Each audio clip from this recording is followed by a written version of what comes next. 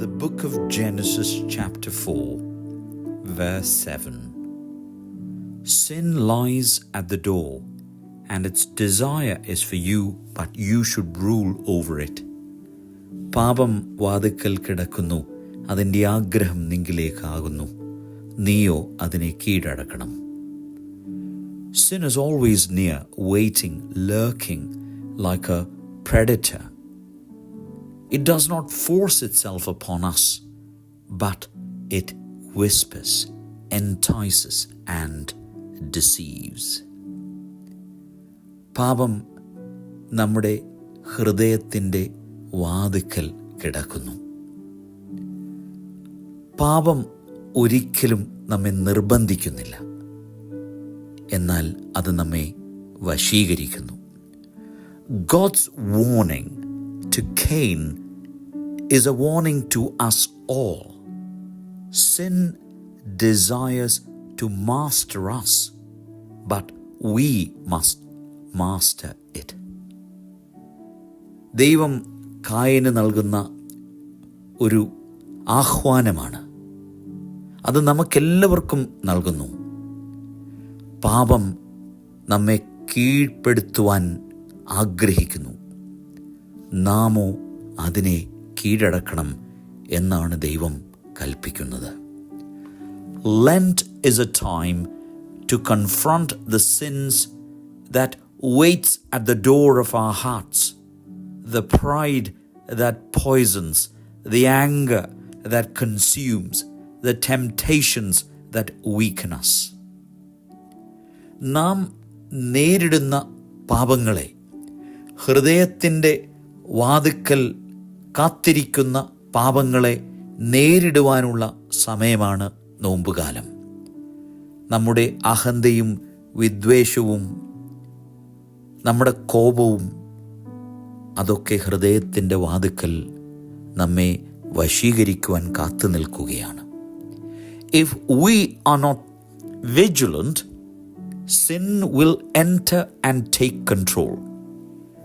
നാം ഉണർന്നിരിക്കുന്നില്ലെങ്കിൽ പാപം നമ്മുടെ ഹൃദയത്തിൽ പ്രവേശിച്ച് നമ്മെ കീഴടക്കും. But we are not powerless. Through Christ we are given the strength to resist. ക്രിസ്തുവിനാൽ പാപത്തെ നാം ഓരോരുത്തരും നേരിടുന്നു. Saint Gregory reminds us, God does not command the impossible, but in commanding, he also grants the grace to obey.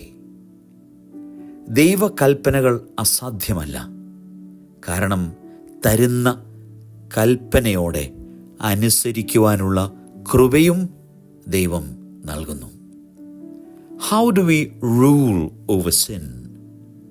By humility, by prayer, by fleeing from temptation. പാപത്തെ നാം എങ്ങനെ കീഴടക്കണം? താഴ്മ കൊണ്ട്, പ്രാർത്ഥന കൊണ്ട്. നമ്മൾ നേരിടുന്ന പാപത്തിൽ നിന്ന് ഓടി ഒളിച്ചുകൊണ്ട്. We do not fight in our own strength, but in God's. നമ്മുടെ ശക്തിയിലല്ല പാപത്തെ നാം നേരിടുന്നത്, ദൈവശക്തിയിൽ, ദൈവകൃപയിൽ. As we fast, let us also fast from sin. നോമ്പും ഉപവാസവും നാം അനുഷ്ഠിക്കുമ്പോൾ പാപത്തിൽ നിന്ന് നമുക്ക് ഒഴിഞ്ഞു മാറാം. As we pray, let us seek His mercy. ദൈവകൃപ പ്രാർത്ഥനയിലൂടെ നമുക്ക് യാചിക്കാം. Sin may wait at the door, but Christ stands at the door of our hearts knocking.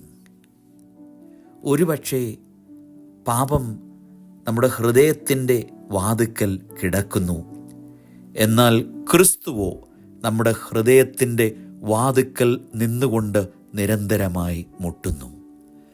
Let us open to him, and he will reign in us, casting out the darkness and filling us with His light.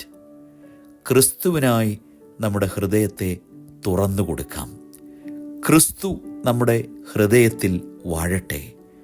അന്ധകാരത്തെ മായിച്ചു കളഞ്ഞ് അവൻ്റെ പ്രകാശത്താൽ നമ്മുടെ ഹൃദയത്തെ നമ്മുടെ ദൈവം നിറയ്ക്കട്ടെ. ദൈവത്തിൻ്റെ പരിശുദ്ധാത്മാവ് നമ്മെ ഓരോരുത്തരെയും ശക്തീകരിക്കട്ടെ. ദൈവം അനുഗ്രഹിക്കട്ടെ.